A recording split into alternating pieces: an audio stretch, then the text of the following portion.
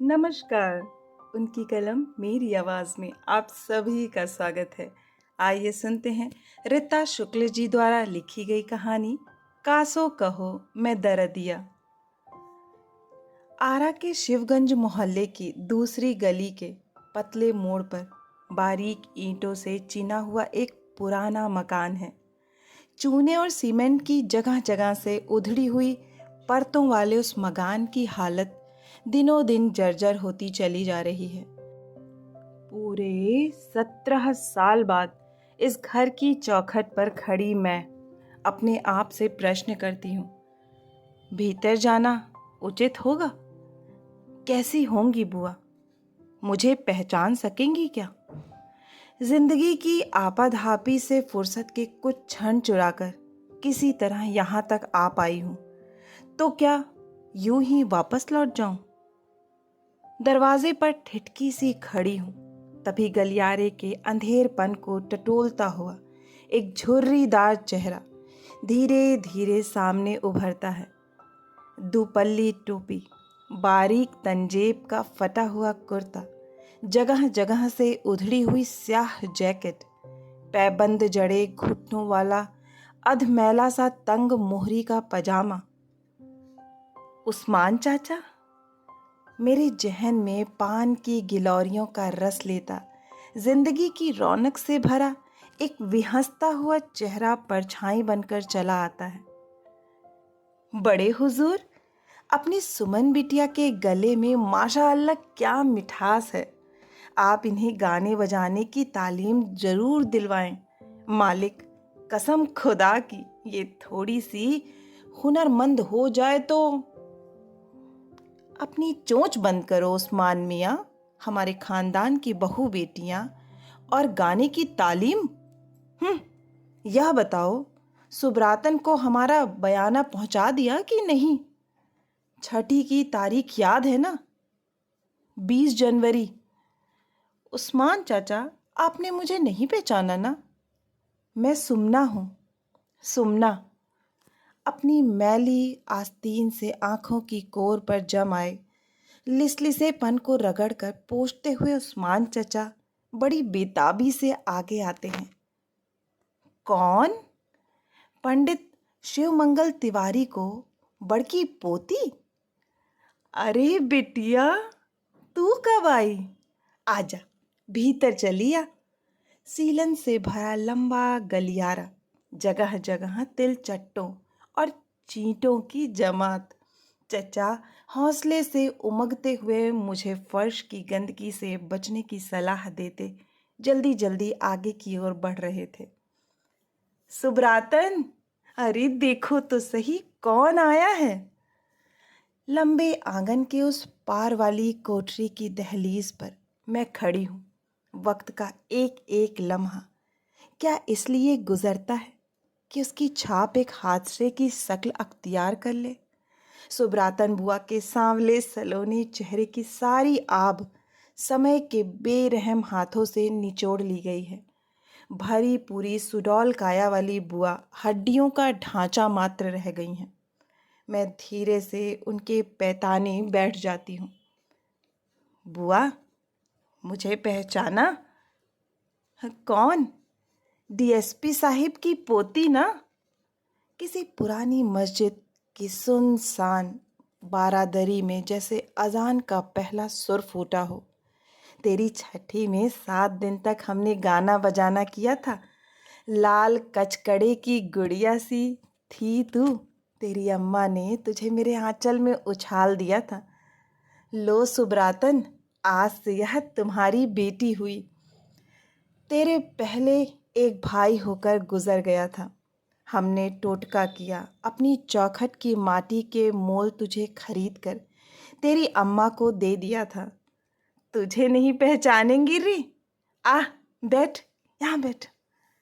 सुब्रातन बुआ की पुतलियों में गुजरे हुए भी सारे क्षण हीरे की बारीक कनखियों की तरह झिलमिला उठते हैं। तनिक सहारा दे बिटिया। आ, इधर मेरे पास आना। तुझे जी भर के देख तो लूं।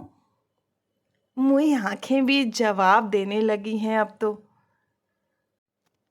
सुबरातन बुआ की सख्त हथेलियों की जकड़न से घबराकर मैं कमरे में चारों तरफ अपनी निगाहें घुमाने लगती हूँ। हारमोनियम, ढोलकी, झांझ, मजीरा, सामने वाले चौड़े आले पर सारे बाजे खामोश पड़े हैं। गर्द गुबार से भरे मैले ओढ़ने का कोना उठाकर उनकी सोई हुई आत्मा सुरों के संसार को फिर से जगाना चाहती है। बरसों पुराना वह कनकता महकता हुआ संसार, गुलाबी सलवार कुर्ते के ऊपर सुनहला काम किया हुआ जालीदार दुपट्टा। बुआ के आगे ढोलकी रखी हुई है। उसकी डोरी को अपने घुटनों में फंसाकर वे उसके छल्ले दुरुस्त करती हैं। फिर एक अदब भरी खनकती हुई हंसी नई बहुरिया के पैरों में जैसे पहली बार झांझ खनक उठी हो। फरमाइए काकी जी, कौन सी चीज उठावें? सोहर कि खिलौना? केतकी, तू मजीरा संभाल और रामदेई तू घुंघरू पकड़ ले। कोसिला लुटावेंगी हाथ के कंगनवा, दशरथ लुटावे ले सगरे भुवनवा। संतान हीना नारी की सनातन पीड़ा को उभारने वाले गीत के मर्म भेदी सुर में खोई हुई बुआ के मुंह से कड़ते बोलों में हर बार एक नई कसक होती। ढोलकी स्तब्ध, मजीरा मौन, झांझ नीरव, मधु सने पंखों वाले भंवरे के धीमे गुंजार सी बुआ की विकल प्रार्थना। गंगा जी के ऊंच अररवा तिरियव एक तप करे हो, गंगा अपनी लहर हमें देव ता हम डूबी मरी न हो। गीत के बोलों में श्रावणी मेघों की आर्द्रता होती थी। दादी का आंचल बरबस पलकों तक उठ जाता था। जिया बचिया, मन परान जुड़वाए दिहलू। देवकी जी के कचोट तहरा आत्मा में उजागर हो गई। सुबरातिन बचिया। बुआ धीरे से हंसकर दादी के पांव छू लिया करती। अम्मा जी की नज़र बचाकर बुआ के घर घंटों बैठे रहने में कैसा अनोखा आनंद आता था ना। इसी आंगन में बड़ी सी जाजिम बिछाई जाती। हर सांझ सुबरातन बुआ की नई नई चेलियों का जमावड़ा होता। कजरी, 12 मासा, चैता फाग, निर्गुण, भजन कीर्तन। दादाजी ने बुआ को लोकगीतों के चलते फिरते शब्दकोश का खिताब दे रखा था। रामदेई, जरा लड़कियों को संभाल तो, बाहर सहन में बड़े हुजूर आए हैं, मैं उन्हें देख लूं। बड़े काका जी आप? अरे सांझ की हवाखोरी पर निकला था बच्ची। यह बता कि अभी अभी तू ही वह निर्गुण गा रही थी ना? कहवा से जीव आइल? तेरे गले में सरस्वती का वास है सुबरातन। तेरा यह हुनर तुझे बड़ी इज्जत बख्शेगा। अच्छा, चलता हूँ। दादाजी के इस रुझान और मेरी जिद को लेकर ही उस्मान चचा ने हिम्मत जुटाई थी। बिटिया के गले में कुदरती लोच है हुजूर, गाने के पीछे इसकी दीवानगी देखकर बड़ी उम्मीद बंधती है। आप इजाज़त दें तो। दादाजी गंभीर हो गए थे। हमारे गांव में यह चलन नहीं है उस्मान। सुबरातन की कला की खूब कदर करते हैं हम, लेकिन सुमना उसकी चेली बने। एक दिन दादाजी ने रसोई घर से आती गुनगुनाहट भांप ली थी। चैत मासे जिया अलसाने हो रामा, चैत माँ से।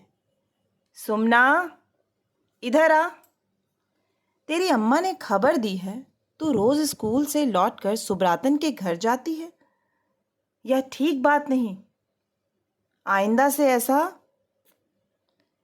लेकिन आप भी तो रोज उनके यहाँ जाते हैं दादाजी।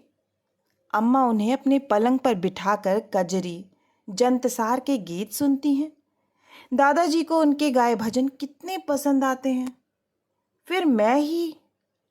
बुआ की बेचैन उंगलियों की छुअन मुझे सहसा वर्तमान की ओर खींच लाती है।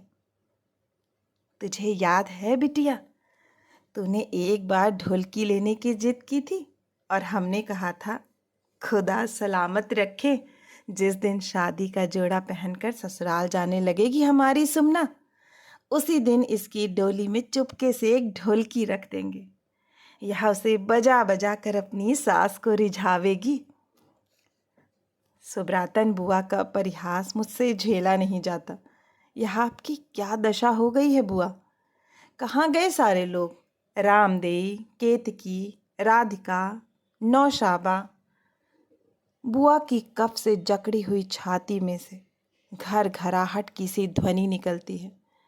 हमारा हुनर गुजरे हुए वक्त की धरोहर था बचिया, ऐसी धरोहर जिसकी ओर अब कोई एक निगाह डालने की भी ज़रूरत नहीं समझता। बड़े काका जी, काकी जी जैसे लोग चले गए, वह हुनर अफजाई भी उनके साथ ही चली गई। अब तो गाने बजाने वाली नई नई मशीनें आ गई हैं। बिटिया, बाजार में जाओ और मोल देकर मन चाहा तवा खरीद लो। गले की एक लोच पर फिदा होकर सिकड़ी तिसड़ी लुटाने वाले रईस खानदान अब कहाँ? तेरी सुब्रातन बुआ के सीने में उन दिनों की यादें भर दफन होकर रह गई हैं। बिटिया, खैर छोड़ो इन पुरानी बातों को। तू अपनी बता, कैसी है? बाल बच्चे, जमाई बाबू? सुना कि बड़ी आलिम फाजिल हो गई है री। सुमना, तुम्हारे सभी पुराने गीतों की एक किताब बनानी है बुआ। यहाँ अपनी भतीजी की शादी के सिलसिले में आई हूँ। कल फिर तुमसे मिलने आऊँगी इसी वक्त। बड़ी भाभी, क्या ऐसा नहीं हो सकता कि बारात वाले दिन सुब्रातन बुआ को दिन भर के लिए बुलवा लिया जाए? कौन सुब्रातन बुआ? बड़ी भाभी के मझले बेटे रवि की विनोद वृत्ति सहसा सचेष्ट होती है। बड़ी बुआ के अतीत दर्शन का जीता जागता सबूत है उनकी सुब्रातन बुआ। अरे माँ, तुम समझ नहीं पाई ना भई। दूसरी गली के मुहाने वाले खंडहर नुमा मकान में जो बुढ़िया रहती है ना, जिसके साथ वह दोहरी कमर वाला उसका भाई, क्या नाम है? उस्मान। हाँ हाँ, उस्मान मियाँ, वही तो। आज बुआ अपने उसी जिंदा काल पात्र की खोज खबर लेने गई थी। सुना है बुढ़िया किसी जमाने में खूब गाती थी। अब तो खिड़की के सहारे बैठी दिन भर खांसती। मुझसे रहा नहीं जाता। अंग्रेजी लहजे की पढ़ाई ने यही प्रशिक्षण दिया है। रवि, अपने बड़े बुजुर्गों की यूं मखौल उड़ाओ। रवि कुछ कहे इसके पहले बड़ी भाभी मेरे प्रस्ताव का सहर्ष अनुमोदन कर देती हैं। अम्मा जी जिंदा थीं तो उन्हीं के मुंह से मैंने इनका नाम सुना था। बीबी जी, आप उन्हें न्योता दे आइए। सुना है इस घर की हर खुशी में वे शामिल हुई हैं। आज इतने वर्षों बाद यह खुशी का मौका आया है तो। मेरे प्रस्ताव के अटपटेपन पर सुब्रातन बुआ चीख उठती हैं। सुनते हो उस्मान, इस पगली की जिद भरी बातें? 5 बरस हो गए। आखिरी बार पहली गली के रामदेव ठाकुर के घर जलसे में। उसके बाद से सांस की ऐसी तकलीफ उभरी कि उस्मान, इसे समझाओ भई। अब हम गाने बजाने के काबिल कहाँ रहे जो। सुब्रातन बुआ की निगाहें हसरत का पैमाना बनकर कमरे की ताक पर रखे बाजों के साथ जुड़ी रह जाती हैं। रामदेई गले के घाव की पीर भुगतती मर गई। केतकी ने गाने बजाने से संन्यास ले लिया। अब तो मेरी बची खुची जिंदगी है इन अभागे बाजों की मुकम्मल खामोशी का बेइंतहा दर्द बांटती बटोरती हुई किसी तरह काट रही हूँ। मुझे ना जाने क्या सूझती है। मैं ताक पर रखी ढोलकी को उठा लाती हूँ। ढीली पड़ी उसकी अंगूठियों को कसने की कोशिश में मेरे अकुशल हाथों की हार होती देख बुआ धीरे से हंस देती हैं। तो तू नहीं मानेगी। ला, ढोलकी इधर दे। गीत के बोल सुब्रातन बुआ के गले से पहले अस्पष्ट गुनगुनाहट के रूप में उभरते हैं, फिर बारीक लय की मीठी उठान एक नई जोत की लकीर खींचती हुई गलियारे की सी लन भरे नीम अंधेरे को दीपित कर जाती है। उखड़ी हुई ईंटों, बदबूदार गड्ढों से भरी अंगनाई में देखते ही देखते झकाझक सफ़ेद जाजिम बिछ जाती है।